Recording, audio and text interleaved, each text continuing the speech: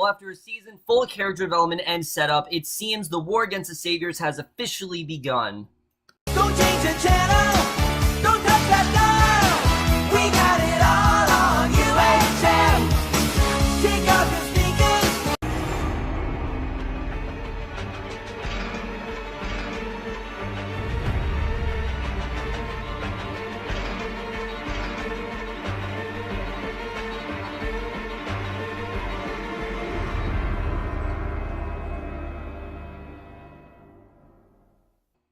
Hey guys, it's Mark for the season premiere of The Walking Dead, Season 8, Episode 1, Mercy. And yes, guys, I am in fact still alive. I'm sorry I haven't been able to make a ton of videos this week. Honestly, guys, college has honestly been kind of kicking my ass right now. I got midterms and all this kind of stuff that I've need to be, studying for. So I just really have not had any time to make videos, unfortunately. But I figured that, I watched this back on Sunday and I didn't get the chance to review it till now. So I figured I might as well review this episode since I have time now. I'm hoping to get more reviews out throughout these next several days, but we'll have to see the way this goes. Like I said, I'm still, I still got midterms and things like that, so I don't know how that's going to, if that's gonna, interfere with what I'm doing, but, either way, this was, let me just say, I was actually really looking forward to this premiere. I'm one of the few people that enjoyed Season 7. Was it the greatest season of the show? No, but I thought it was a really well done setup, and I like that they gave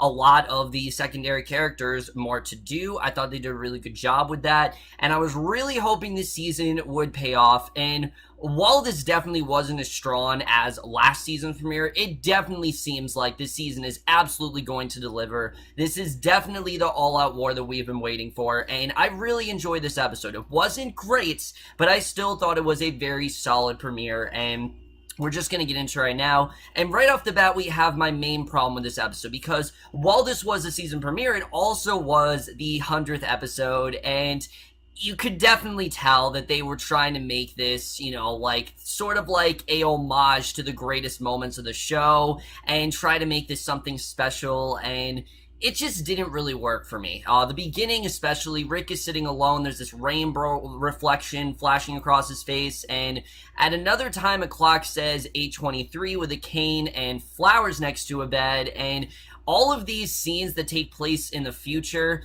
we hear Weird Al's version of Another One Bites the Dust, which is Another One Rides the Bus, which was a very weird song choice. I don't really know what they were thinking there, if they were just trying to be, lighthearted, but it came across as very weird, but just really out of place. But at another time, he stands atop a truck with his gun, and at another time, he stands beside Glenn and Abraham's hilltop graves, and, basically, elsewhere at the hilltop, the communities are preparing for war, and meanwhile, Dwight is at the sanctuary. He's exchanging messages with Daryl via not wrapped around bows and arrows, and Dwight, as we know, was someone who was kind of a wild card. Maybe he was on their side, maybe he wasn't. We honestly couldn't tell, but this episode kind of starts to confirm that maybe he is somehow on their side in some way, but we see Tara, Carol, Daryl, and Morgan, the time arrival of the herd, and in one previously seen timeline, Rick stands atop a truck, he's rallying the army, and he tells them that the bigger world is theirs, it's theirs by right, and at the same time, Dwight finds a note that says tomorrow. Now, we were all wondering what that note was about, and apparently it says tomorrow, and Rick's speech continues, saying they will offer peace to anyone who can find common ground, but they will end anyone who takes and kills to make their world theirs alone. And I really like this. Rick, he's not just killing people because they're on Negan's side, but anyone who's willing to revolt, he will take. He will take as many people as he can get so they can rally against Negan and finally put an end to his reign of terror. So he says they don't celebrate, they have no shame about it either. There's only one person who has to die, and he will kill him himself. He promises that he will be the one to kill Negan, and I really loved this opening scene. A lot of people said that we were really missing that leadership version of Rick, and I think we definitely are getting it back here. Yes, we had it last season, but even more so in this episode, just seeing how in charge he is and seeing how great of a leader he is. We just were reminded of that here, and I definitely really enjoyed that. So Dwight then rereads the note that says tomorrow, and the way I took this as This is Daryl saying, look, you got one last shot, and if you want to be on our side, just know that we are going to strike against the Saviors tomorrow, and if you're not on our side, then you are our enemy, and you definitely are in danger. So, you know, I think Dwight, he was really contemplating this offer. As we know, he has a very personal reason for going against Negan, and he used the crossbow to shoot it back to Daryl, which to me confirmed that no, he wasn't interested. He was in fact going to stay on Negan's side, but honestly, you can't really tell with this character. This character is just kind of confusing, and I don't really know where they're going to go with him. Because if he's not going on their side and he's going to stick with Negan, I guess it makes sense because he's so afraid to strike against him because he's like Negan's most trusted ally. At the same time, though, if Dwight were to go against Negan, Negan would not nearly be as powerful because Dwight has been one of the people that have stuck closest to him, and if he were to rally against him, Negan would suddenly become a lot more vulnerable, and I think it would just make sense to do that, but it just seems like that's, you know, it's going to take a while for Dwight to actually do that. But basically, Carol and Tara are then timing something as Tara marks it down, and Ezekiel and Maggie also speak to everyone about keeping faith in each other, and if they can hold on to that, the future and world is theirs. And that's something I do like right here, is that Rick isn't just, you know, he's like, oh, it's my plan or no one else's at all. He's actually taking other people's suggestions, and he even tells Maggie later in the episode that, like, he wants to work with her, and he wants to take suggestions from her, and I definitely like seeing that. But Carol and Tara then sleep as a herd of walkers under the bridge pass they are on, and Rick then looks again at the graves. We're suddenly in this room where there are flowers and a king with a long-bearded Rick lying in bed, and again, it's another one rides the bus or whatever. These scenes just didn't really work for me. I didn't really see the point of them being in this episode. They felt really out of place, and it just really didn't work. But Carl then drives a van until there are too many vehicles blocking the road. He gets a gas tank and finds several cars with skeletons inside at an old gas station, and he hears someone talking and raises his gun, and he begins to follow the voice and finds the man who is speaking, and he tells Carl that all he wanted was some food, but a gun rings out, and it was actually Rick, and he chastises Carl, saying that it could have been one of them, and he shot over his head. And you know, Carl was just way too trusting of this man. They don't know if he's actually on their side, so Carl tells him that there isn't enough of hope when Rick says if he isn't one of them, he hopes the guy makes it. And someone is crossing out a list of killing people. First it was a platform lookout in a tree, and then neighborhood is crossed off, and Morgan then takes out a man outside the urgent care clinic. Again, this is a pretty big season for Morgan because Morgan is now killing.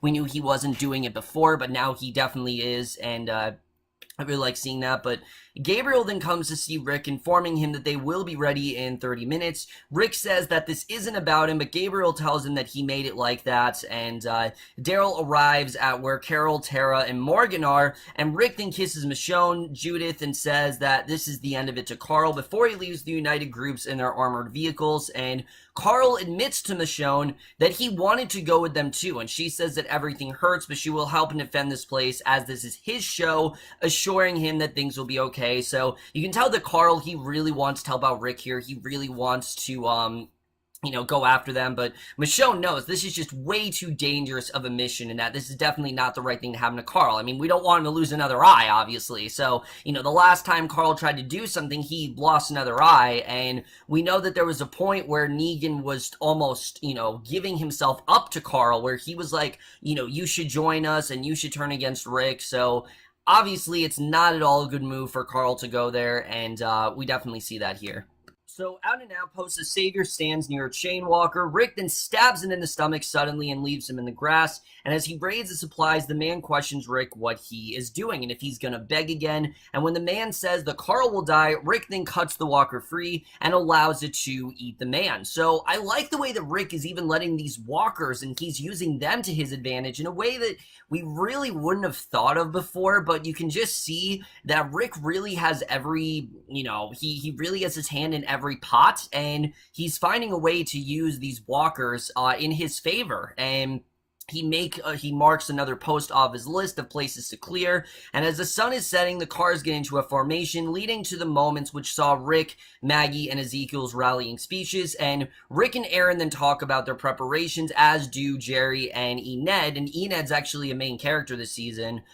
Jerry's not, but Ened is, and Rick, Maggie, Ezekiel, Jesus, and Gabriel talk, and Maggie is in her second trimester. She's been fighting since the farm and won't stop now. And after this, though, Rick insists that he will be following Maggie. And I like seeing that. I like these telling her, look, I will be following you. He knows that she is actually a really good leader, and I definitely did enjoy seeing that here. You know, she says that she will be there at least for one more fight as she's about to go. And Ezekiel reveals that he knows the obstetrician died at the hilltop and offers Maggie to come to the kingdom as they have a doctor for her. Because as we know, Maggie is still pregnant and that baby's like ready to come out at any moment. And he really wants to offer her medical help. And Jesus tells Ezekiel that they will get theirs back. And Ezekiel says, as sure as the day defeats the night, on this day they begin to reshape the world for Maggie's child and the children to come. So Rick tells Maggie that Hilltop's lucky to have her, and, you know, basically she will be the leader once this baby is born, which I really like seeing. So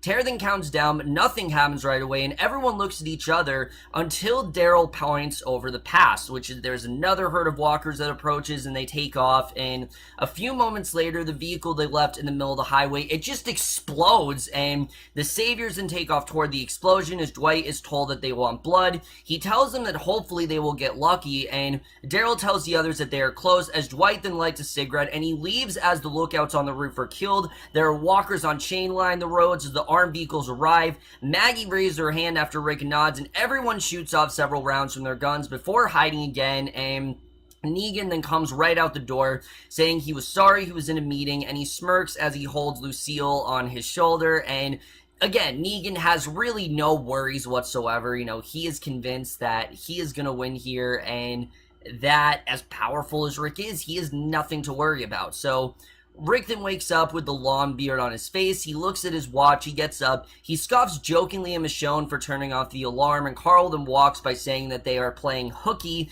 And I didn't like this, and there were a couple reasons why. Look, you know Rick's not going to die, obviously. You know Michonne's going to die. You know that Carl's not going to die, but it just really lessens any sort of suspense and tension. It's sort of diluted here. You don't really feel like, oh, you know these characters are going to be okay. You know these characters are going to get out of this, and you know right now they're in a good place. It didn't add anything to the episode for me. It felt very tacked on, and it really didn't work. But back at the Savior's home, Negan says he cares about his people and doesn't want to march them into the fire to simply play whose dick is bigger. He certainly isn't going to let his people die over like that, how Rick is about to. And I like that we saw this because we actually did see how Negan feels he's different from Rick. You know, while Rick is someone who feels a lot of his men are expendable and he will let one of them go, Negan treats everyone like royalty. But we've seen that's not really the case. I mean, if someone betrays Negan, they are immediately just, dead to him, and he'll make sure that they get what they deserve. And basically, Rick then calls out all their names, ordering Eugene to be quiet because he knows who he is. And Eugene at this point, he's dead to him. He wants nothing to do with Eugene at this point. He is very far on Negan's side, and Rick tells them to surrender and can only guarantee their survival for this moment.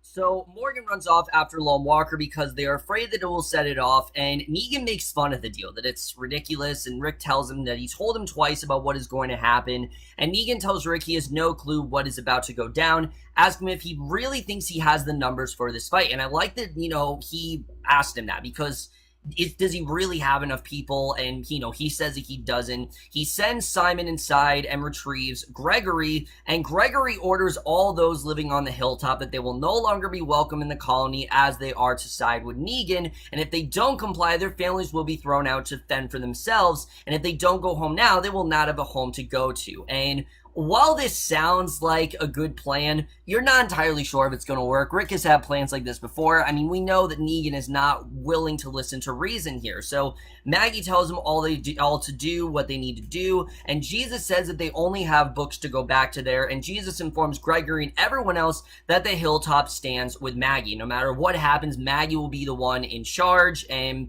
Morgan then kills the walker as Simon shoves Gregory down the stairs, saying he invested a lot in him and is very disappointed, and the Saviors then drive right into the trap. Their cars explode, and everyone acknowledges what happened, and Negan sees it, and Rick tells his men to make a choice. It has to happen now. It is the only way, and he starts to count down from 10 as Negan smiles, but when Rick hits 7, he begins to shoot at them, and his men then run for cover.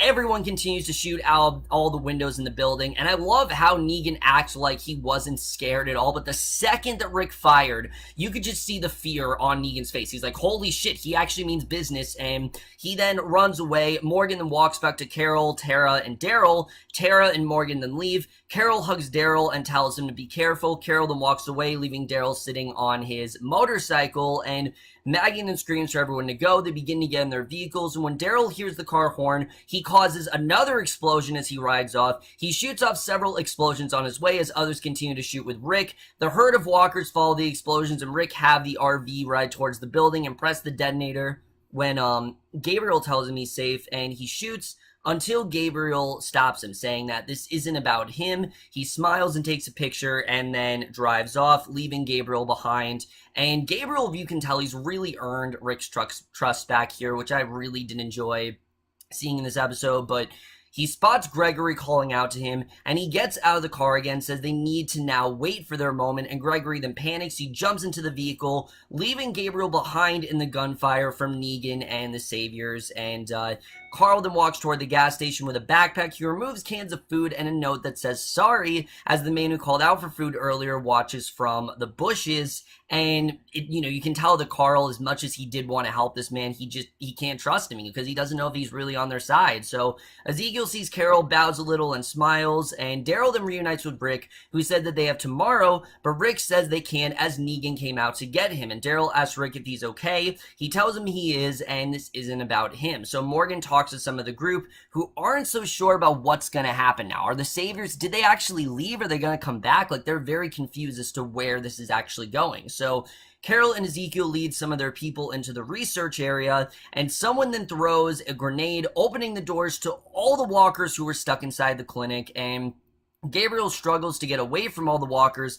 He managed to get inside a building, finally hoping to be safe, but a voice comes out saying that he hopes Gabriel is wearing his shitting pants because he's about to shit his pants, and it's Negan, and they are surrounded by walkers, desperate to get in from all angles, and it would seem that Negan is, going to basically just make an example out of Gabriel and get rid of him here, and that's sort of what's gonna happen to him. So we then see one last flash forward where Judith, she's now a little girl. She's no longer a baby. She's now a little girl. She comes in to see her bearded father in the kitchen, saying people are making a big owl for the festival. Michonne says the people are taking this festival seriously, and a wounded Rick takes a walk outside with Judith to see people working in their gardens and happy, and we then come back to the present. Rick tells everyone in the field they don't have to wait for it anymore. They're starting tomorrow, right now. And if they start tomorrow right now, no matter what comes next, they have already won. And everyone then cheers. And that is the way this episode ends. So, like I said, guys, this was definitely a really strong premiere. I really did enjoy what we got here. But there's definitely quite a lot to talk about because yes, it does seem like the plan has actually worked. It seems like the Saviors were definitely afraid of Rick, but they're not going to back down. I mean, this is Negan we're talking about. They're not just going to surrender. There's definitely going to be more of a war here. But the best thing about this is that you're really seeing that this group is a lot stronger. They know that the Saviors are going to come after them. This is just a temporary plan. This really is just, this first step in many steps that they have to take down the Saviors. They know very well this isn't going to come easy. It's going to take a lot, and it is going to cost some casualties, and Gabriel might be one of them. I honestly wouldn't be surprised if Gabriel and Rick had this plan where Gabriel was going to be a sacrifice, and he was going to sacrifice himself so that way the group could live, and that way they didn't have as many casualties as they've had before, which, as we saw here, the group is pretty much okay so far, which I don't think they're all going to be okay. I think we're definitely going to lose someone significant towards the end of this, towards the first half of the season, but we'll have to see the way that really turns out. Is Gabriel going to die here? I'm not entirely sure. I guess we'll just have to see the way that does turn out here.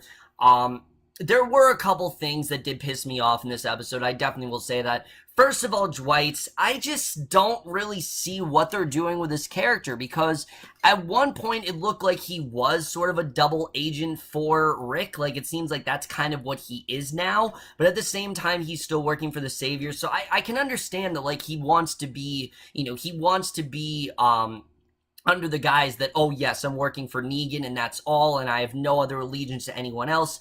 But that's obviously not the case here. So I don't understand why he doesn't just completely abandon Negan entirely, because if he did that, like I said, Negan would not be as powerful. And we saw that with Rick. Negan is afraid of Rick. I've said this before. Negan may act, spineless, and he might act like he has no fear in him whatsoever, but he is afraid of Rick because Rick is the first person to actually challenge him and to ensure him that he will come after him. And you definitely do see that with Negan here. He will, he will, of course, play this game with Rick as long as he wants to, but when it does come down to it, he knows that Rick is ready to attack at any point, and I think that definitely does scare Negan, and we definitely saw that in this episode, and I really did enjoy seeing that here. But the other character I don't really understand is Gregory. I don't know what they're doing with this character. He's just kind of here. He's definitely not on the Savior side, that's for sure, but he's also not on Maggie's side. So I don't really know where Gregory's loyalties really lie. It just didn't make a ton of sense to me, and I didn't understand really what they were trying to do with Gregory here. I get it that this was obviously part of their plan, that he came to this deal with the group and everything, but I just don't really understand what the point is for him to still be on the show. I really liked Rick telling Maggie that she can be in charge, like she's going to be in charge of the Hilltop. I've said it before, Maggie is a very good leader. We've seen that she has a lot of good qualities in here, and I think it definitely is the right position to give her. And then, like I said, really my biggest problem with this episode, though, has to be the flash forwards. Both of them, I really thought were unnecessary. And again, I understand this was the 100th episode. They were trying to bring out, a lot of nostalgia and things like that, but it just really didn't work for me. It felt very forced, like, oh, the show's just trying to give you hope, and the show's trying to, make you feel happy and all this stuff because it's been so depressing, and it just really didn't work for me because, again, that they're not always going to be 100% okay. That's the thing with this show, is that even when they find a safe haven, it's going to go awry eventually. So as much as the show's trying to tell you that, oh, they're finally safe and they finally found hope, that's not the case. We're going to get to the flash forward and something's going to happen, and it's going to go downhill real fast. That's how the show does work. The show has a status quo in that way, and it's very much established that. As much as I love the season of Fear the Walking Dead, it still does the same thing. That's something that both these shows do a lot. So I don't really understand what the point of the flash forwards were. They really didn't do anything for me. They really just kind of took me out of the overall episode, to be honest with you. Other than that, guys, I really enjoyed this episode. There was a lot of potential here. There's a lot of stuff riding on this season, and I'm really hoping that this is a very well done, action-packed season. It really does seem like the war is beginning, and I really am looking forward to seeing how it does play out throughout the course of the rest of the season. But overall, guys, I did enjoy this premiere, and I am going to give this season premiere of The Walking Dead, Season 8, Episode 1, Mercy, a B. So overall, guys, from the season premiere of The Walking Dead, the most guys thought of this episode overall. Left your thoughts on it. Like I said, guys, not entirely sure how many reviews I'm going to get out in the next couple days. Really trying to focus on, my midterms and things like that. But we'll just have to see the way things do turn out there. But that's my review. Hope you enjoyed. I'll see you guys in my next video, and I will see you guys for that. Okay, bye.